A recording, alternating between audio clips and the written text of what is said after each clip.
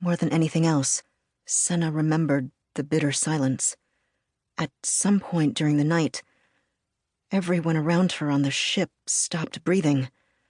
The soft, human sounds of sleep had mixed with the reverberation of space outside the passenger craft, a lullaby of organic white noise that helped her drift to sleep.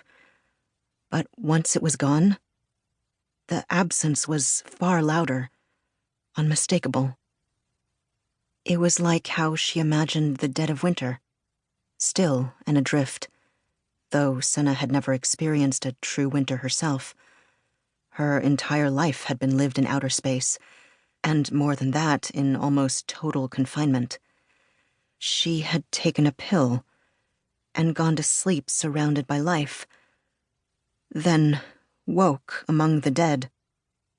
Senna had rolled over, tossing restlessly, and felt her hand brush something cold and almost rubbery on the sleeping mat next to hers. Startled by the sensation, she jerked awake, and under the reddish glow of the emergency lights above, she found herself staring down into the open, glazed eyes of her best friend, Mina. The blood trickling from between Mina's full lips was as crimson as the emergency lights blinking overhead. Senna gasped, and it was the only sound in the entire ship. "Oh my God, they're all dead. You can't leave me," she whispered to Mina. The fear made her tremble. The shock made her grab Mina by the shoulders and shake.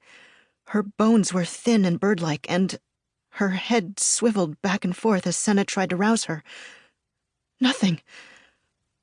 A door opened across the room, and Senna whirled to face it, torn between the sudden knowledge that she was alone and, now the worse fear that she wasn't, that whoever was responsible for all this death was still alive, and with her, that she was next. "Senna," she heard him say. "I didn't know you were awake." Why was she the only one left alive? And why wasn't he surprised by it? She didn't know what to say. What could she say? They're all dead. Every last one of them. Except for you and me. "Hello, lady? Earth to Blondie." She blinked, hard, gazing around, not at the interior of a doomed passenger craft, but at an impatient barista glaring down into her face. Grabbing her chest, Senna nodded and waved at him. But the memory took its time fading away. 1 year ago, it still felt like she was living inside that moment, crushed on all sides by it. "I didn't know you were awake," Priest had said. To her, it still felt like she was deep, deep asleep, dragged under. "Sorry," Senna stammered. She hadn't been outside Maren's apartment in weeks. The neon haze of Tokyo Bliss Station hurt her eyes.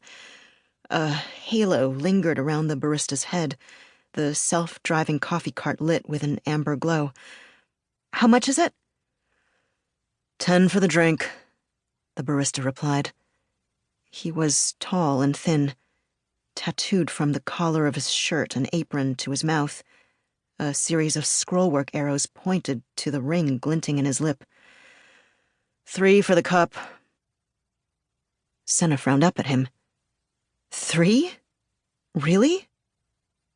Rolling his eyes, he shrugged and handed her the mottled brown cup, frothy yellow liquid steaming inside.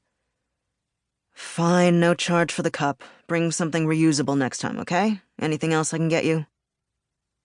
Senna stared down into the drink, the familiar color and smell threatening to bring another wave of painful nostalgia. Anything else, she mused. A new brain? A tranquilizer? "No," Senna told the young man. "No, that's all." "Just remember the cup thing," he muttered, tapping the scanner on the coffee cart counter. waiting for Senna to hold up her wrist and flash the VIT monitor that ought to be there. But Senna still didn't have one. The barista noticed, the specter of his shaved-off brows looming low over his eyes. "She will." Marin to the rescue. "She'll remember for next time, and I'll take a sweet drip." The barista sighed. "Line jumpers pay double for their cups." "Fine.